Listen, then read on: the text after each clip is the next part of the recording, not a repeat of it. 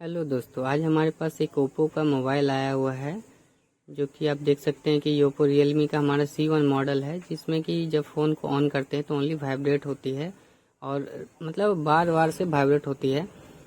और चार्ज में जब हम लगाते हैं तो आप देख ही सकते हैं। चलिए दिखाते हैं आपको कि चार्ज में लगाते हैं तो हमारे कितने एम्पियर कंज्यूम करती है ये फ़ोन।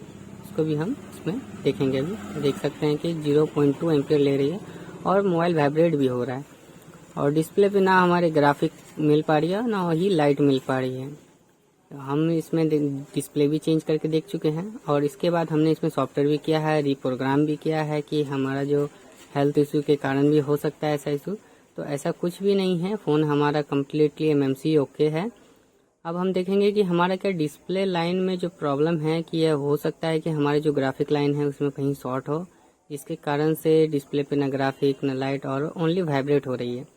तो आज हम इसे ही रिपेयर करने की कोशिश करेंगे कि किस तरीके से इसे रिपेयर किया जा सकता है। तो ये हमारे पास पहली बार ऐसा भी कुछ प्रॉब्लम आया है जिसमें कि हमें देखना पड़ा कि सॉफ्टवेयर, हमें लगा कि पहले सॉफ्टवेयर का इशू है, चलिए हम सॉफ्टवेयर करते हैं। तो हमने सॉफ्टवेयर भी करके देखा, फिर नहीं हुआ। फिर हमें लगा कि डिस्प्ले कनेक्टर में कोई इशू है, तो हम डिस्प्ले के कनेक्टर को अभी चेक करेंगे। देखिए ये पहला कनेक्टर हमारा ठीक है, ये भी ठीक है। ये तीसरा में हमारा जो है शॉर्ट बता रहा है। अब हम बोर्नियो में चलते हैं और बोर्नियो में देखेंगे ये जो हमारा जो शॉर्ट बता रहा है, देखिए ये शॉर्ट है, ये लाइन हमारा कहाँ से कनेक्टेड है, जिसके हम देखेंगे कि क्या ये हमारा ग्राउंड ही है या फिर किसी अदर रीजन से कोई कैप शॉर्ट होने के कारण से ये हमारा शॉर्ट हो चुका है। तो चलिए हम देखते हैं। ये हमारा बोर्ड के बैक साइड में जा रहा है। अब देख सकते हैं कि हमारा जो सिम ट्रे होती है उसके नीचे में जो होता है, जहाँ पे हमारे लाइट के भी काम होते हैं, तो इस पास में आप देख सकते हैं कैपेसिटर, रजिस्टर ये सब लगा हुआ है। तो अब हम चलते हैं, यहाँ पे देख सकते हैं, देखिए ये हमारा बोर्ड है। यहाँ हम थोड़ा रोजिन देखिए यहाँ पे हमारे शॉर्ट बता रहा है, ठीक है। तो मैं थोड़ा रोजिन पहले देते हैं। रोजिन देख के हम इसमें क्या करेंगे, 1 एम्पियर, ज़्यादा नहीं, कम करके देना है क्योंकि बोर्ड में और कहीं भी डैमेज हो सकती है। तो हम सिर्फ 1 एम्पियर ही वोल्टेज देंगे यहाँ पर। देखिए रोजिन हमने लगाया। चलिए हम DC मशीन से 1 एम्पियर को यहाँ पे प्लस देंगे और ग्राउंड कहीं और कर देंगे। देखिए ये कैप हमारा शॉर्ट बता रहा है। इसके रीजन से ही हमारा ना फ़ोन ऑन हो पा रहा है, ना लाइट आ पा रही है, हमारा कोई भी काम नहीं हो पा रहा है। तो चलिए इसको रिमूव करेंगे और इसके जगह में हम दूसरा कैप को फिट करेंगे और हम देखेंगे क्या हमारा फ़ोन कम्प्लीटली वर्किंग में आ चुका है कि नहीं। तो देखिए कि हमने कैप को रिमूव कर लिया, आराम से निकल चुका है। दूसरे बोर्ड से कैप हम ले चुके हैं और इसमें हम उसे सेट करेंगे। तो ये रहा हमारा कैप।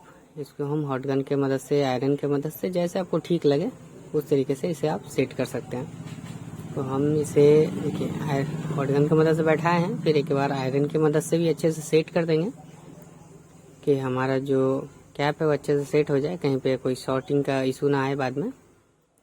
ये हमारा कैप देखिए कितनी अच्छी तरीके से हो गया। चलिए इसको अब बोर्ड को क्लीन कर लेते हैं। क्लीन करना बहुत ही ज़रूरी है। क्लीन करने के बाद हम चेक करेंगे क्या हमारा लाइन अभी भी शॉर्ट है। देखिए हमारा लाइन ओके हो चुका है। चलिए एक बार कनेक्टर पे भी देखेंगे इसके बाद कि हमारे कनेक्टर पे जो तीसरी लाइन है वो हमारा शॉर्ट है या शॉर्ट हट चुका है। देखिए यहाँ पर हमारा रीडिंग आने लगा है। तो अब हम क्या करेंगे, फ़ोन को पैक करेंगे और ऑन करेंगे। देखिए फ़ोन को हम लगाते हैं इसमें और चार्ज में लगा के चेक करेंगे कि हमारा फ़ोन किस कंडीशन में अभी जा रही है। तो फ़ोन को हम लगा चुके हैं और कनेक्ट करते हैं।